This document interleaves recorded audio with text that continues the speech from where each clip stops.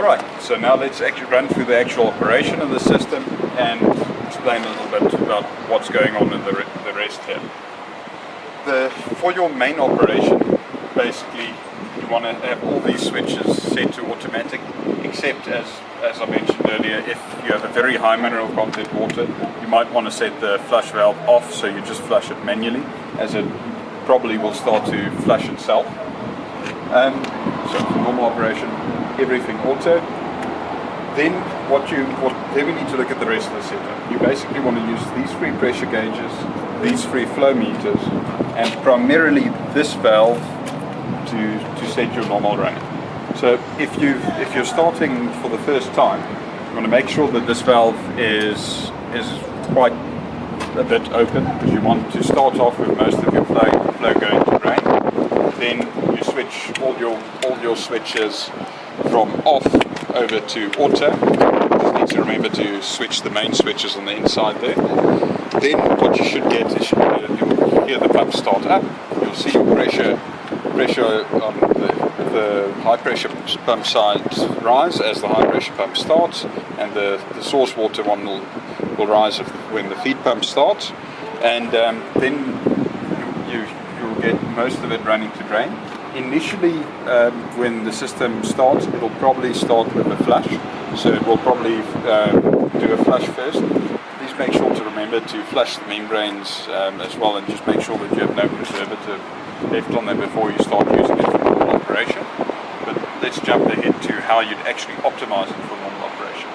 So if it's a relatively low mineral content water you're dealing with, say 300 ppm or less, what you would want to do is you'd want to have about two parts product water to 1 part wastewater. This is product water, this is wastewater, this is recirculating water. So you'd want to set it to there, and then have a look at your conductivity meter and make sure it stays consistent.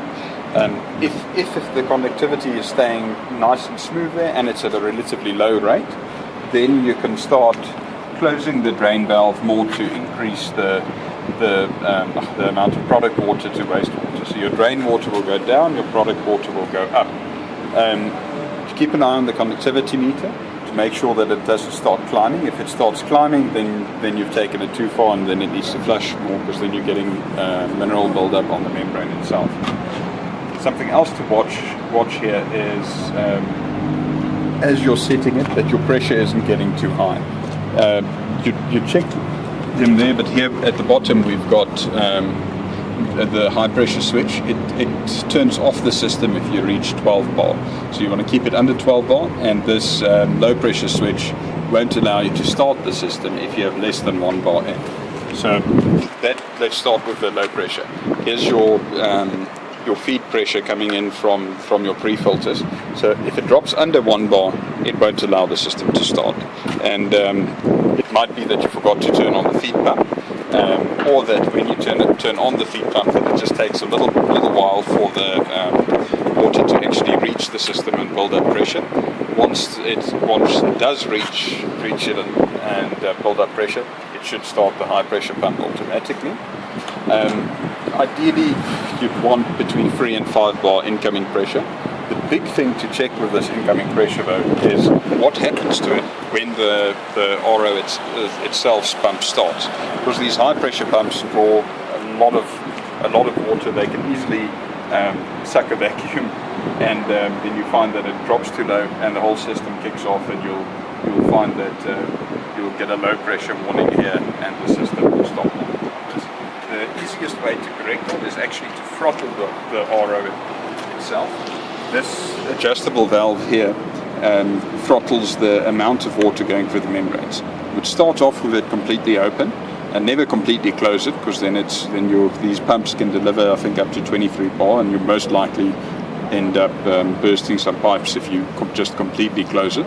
So, but if you find that you're dropping out on low pressure, you can throttle it down with this valve a little bit, so you have a little bit less flow going into the membranes.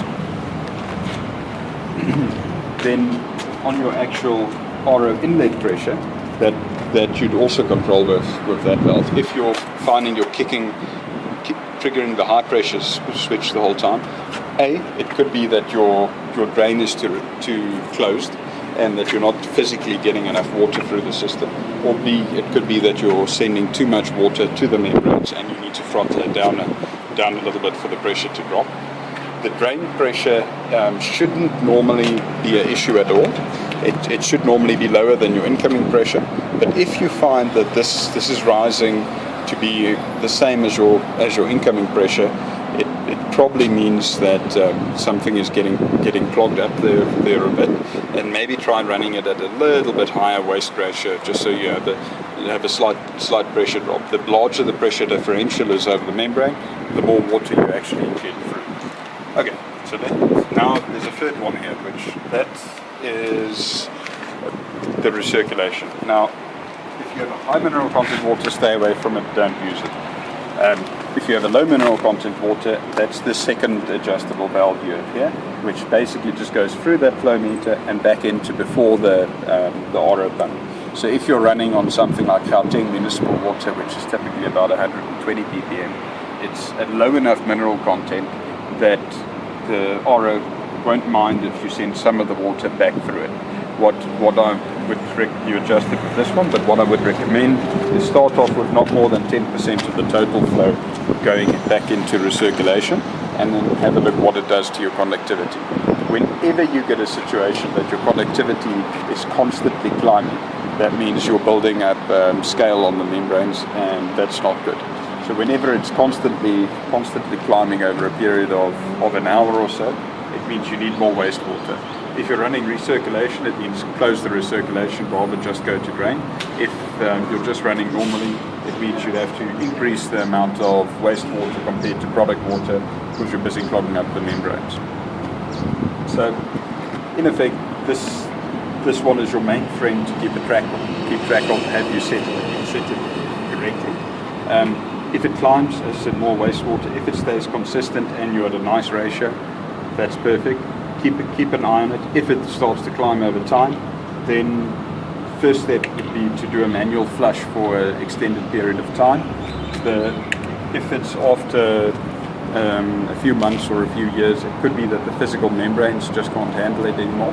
Then you could either do a CIP to clean the membranes in place, or send them in to have them reconditioned, and then you normally get a decent bit of the capacity back on the membranes.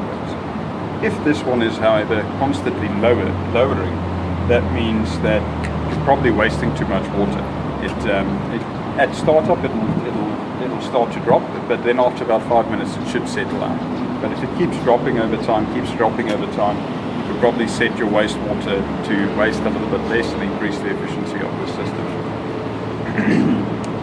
If you find that the level you are here is not a mineral content that you're happy with, and you want to actually create a lower mineral content water, you'd basically follow the same basic step. But what you would do is you definitely wouldn't use any recirculation, and then you'd actually allow the RO to run a higher wastewater to product water ratio.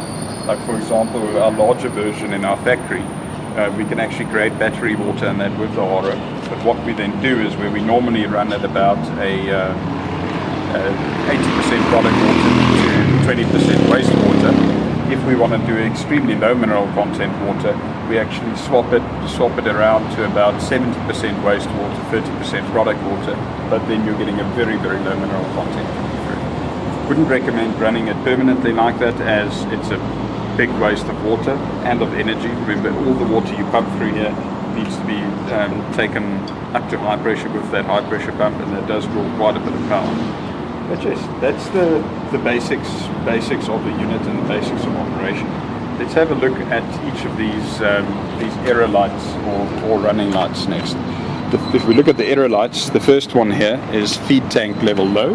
That is, if you have a level switch in your water supply tank, it will turn on when the level switch tells the system that tank is empty. Same thing with the pure water tank, that will switch off the system if your product water tank is full. You can connect it up to that level switch. Some people connect it up to a pressure switch as well, and use it with a pressure, if you have a pressurized buffer tank system. The low pressure on the RO warning would be here if you have your incoming water drops to 1 bar, and that is set here at this flow meter. As I mentioned earlier, if you're getting that, first check that your pre-filters are nice and clean. If your pre-filter setup is correct, check that that throttle valve on the high pressure pump isn't maybe open too much. Then RO overpressure, again you can control it with the flow there, and something that is something that you can bypass with the pressure switch, but we really wouldn't recommend it because the system was designed to run at 12 bar. Some people run the RO systems at higher pressures like 20 bar for higher efficiency, but doing anything like that is at your own risk, as you could very well damage the system. But typically if you're getting overpressure on here, it's probably that the valve after the RO isn't set correctly, or you're getting that your water valves are closed and the RO just keeps building up pressure as it's not allowing the wastewater to actually release. Then pre-treatment lockout, we don't normally really use this. This is just if you have something connected up to the board inside that tells the system when the pre-treatment is busy with regeneration or a flushing or a backwash cycle, just so the unit turns off while it's busy with that. And then if we look at the normal lights down here, there's simply an indication light for each of these switches to tell you when it is running, if it's on automatic. If it's off, it should always be off. If it's on, it should always be on. Typically, as mentioned, leave everything on auto. If you have the feed pump connected, then you can leave it on auto. If you have other things running on the same feed pump, you can leave it to manual to keep it on. But we normally recommend leaving everything on auto, except if you have a high mineral content water where you might want to do the flushing of the membranes manually. But yes, that's basically the whole RO system. It's not the simplest system in the world, but it is what we feel to be the simplest complete RO setup that you can get. Thank you for watching.